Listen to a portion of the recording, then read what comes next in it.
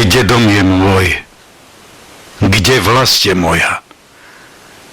Či znáš ten kraj utešený, kde sa hron, váh, nitra pení, kde kriváňa veleba penie sa modrinám neba.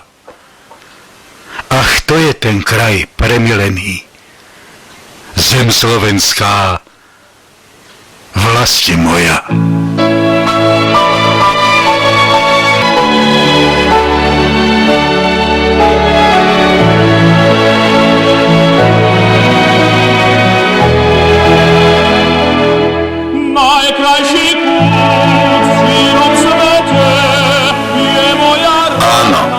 Sme super.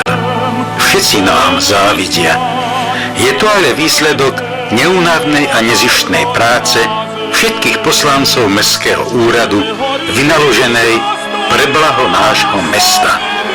Sme perla považia, mesto zelene, mesto parkov, mesto plné romantických zákutí, obklopené vencami stromov, mesto sadov, ktoré tu budovali celé generácie.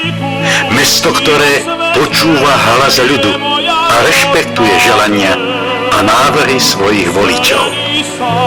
Áno, sme obkolesení samou zeleňou. Ale všetkého veľa škodí. To vedia aj naši poslanci. A tak sa rozhodli, že aj zo Štúrovho námestia odstránia 152 stromov a takmer 480 metrov ihličnatých a listnatých krovín.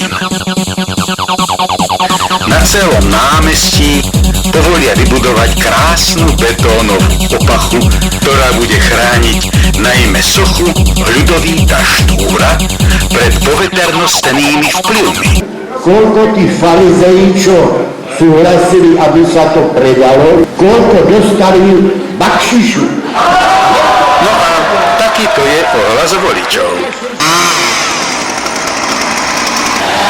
Úprave našej zelene sa venujú pracovníci záhradníckych i technických služieb. Dokonca aj v priebehu sobôt a nediel. Svojím pracovným elánom len v areáli parku na Bôliku dokázali s požehnaním odboru životného prostredia za veľmi krátky čas a vo vegetačnom období vypíliť do 300 stromov, aby sa tu mohla na mieste letného kina postaviť 26-poschodová budova s 200 bytovými jednotkami. Našťastie, mesto si do územného plánu nedá rozprávať. Preto aj hlavného architekta prepustili pre istotu, aby náhodou do niečoho nevrtal. No a takú maličkosť, ako sú protesty občanov, predsa netreba brať vôbec do úvahy. A vzhľadom na to, že pán primátor rozpredáva mesto netransparentným spôsobom a svojimi rozhodnutiami ponižuje ľudí, robí hanbu tomuto mestu a morálne a ekologicky devastuje toto mesto, rozhodli sa občania vyzvať ho na to, aby postupil.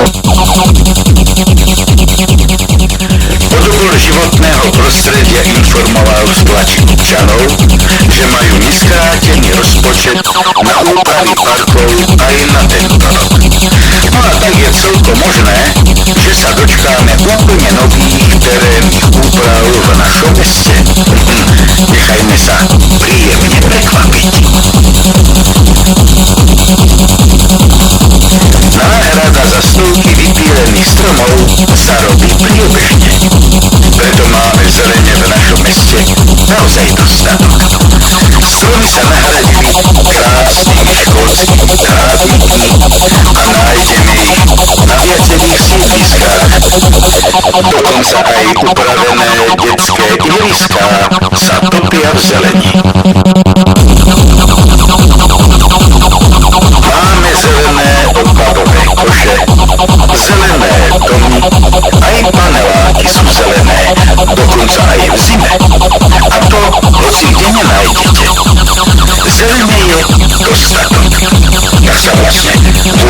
nestalo. Treba len rozmýšľať.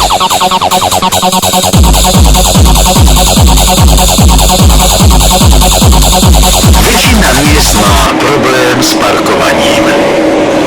Aj s tým sme si vedeli poradiť. Pár dobrých rád, stovky tabúľ, desiatky zákazov umiestnených na vhodných miestach po celom meste, desiatky automatov na výber poplatkov a máte dostatok miesta na parkovanie.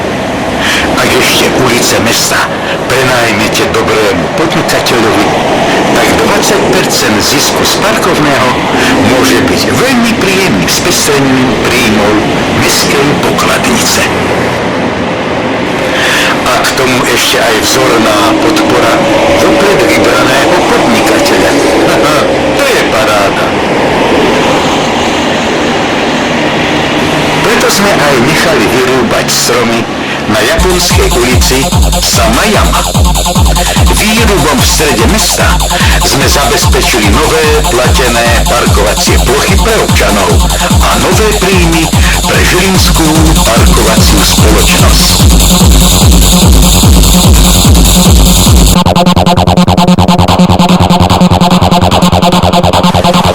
Naše mesto nepotrebuje megalománske, socialistické, kultúrne zariadenia, ako sú kadejaké závodné kluby, spoločenské pavilóny či letné kino, alebo aj tento dom odborov.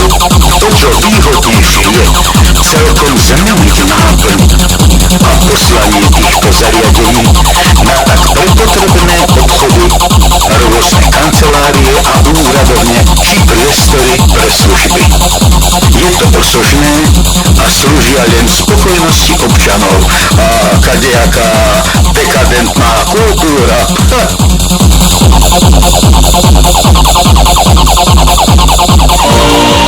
Na vlastnú kultúru sa v našom meste v žiadnom prípade nezabúda. Je nasmerovaná priamo k voličom do každého kútika mesta. Voliči majú takto väčšiu možnosť realizovať sa, podávať pripomienky, návrhy a neveľa i svoje sťažnosti. Tu majú istotu, že budú vypočutí. Od mestského úradu by sa odpovedí na svoje sťažnosti a sťažnosti aj tak nedočkali.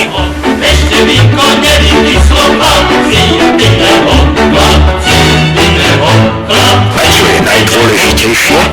V týchto malých kultúrnych strediskách majú voliči väčšiu možnosť rozvíjať svoju osobnosť, venovať sa politike, debatovať o nesmrteľnosti chrústa, dokonca aj, nehanbíme sa povedať, o úplatkárstve, rozhodovať o územnom pláne mesta, o výstavbe, o predaji pozemkov, o údržbe či rozvoji medziplanetárnych letov.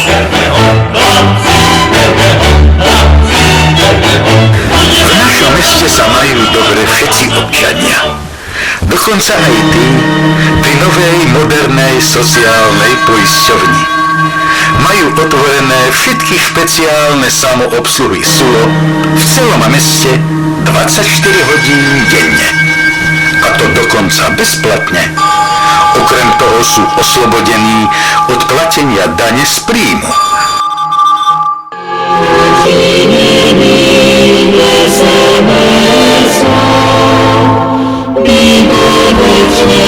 V zimných mesiacoch má náš občan možnosť tráviť voľný čas v dobre vykúrených chodbách mestského úradu. Úradné hodiny sú tak múdro stanovené, aby úradníkov občania vyrušovali čo najmenej. Čistenie ulic, prosím vás, odhľadávanie, bolo auto na auto. Všade tam, kde nám neprekážajú autá a chodci, robíme pravidelnú údržbu komunikácií. Preto máme cesty i chodníky vzorne udržiavané.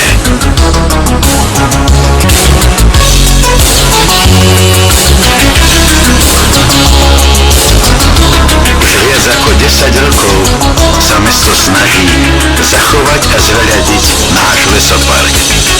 S nadmernou námahou sa podarilo už posadiť orientačné tabule v celom areáli parku.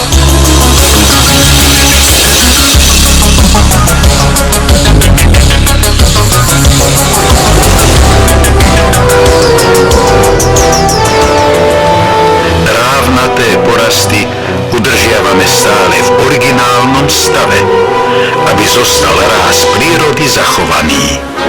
Na neporiadok a poškodené atrakcie sa zatiaľ predsa lesopark na úrade osobne nesťažoval.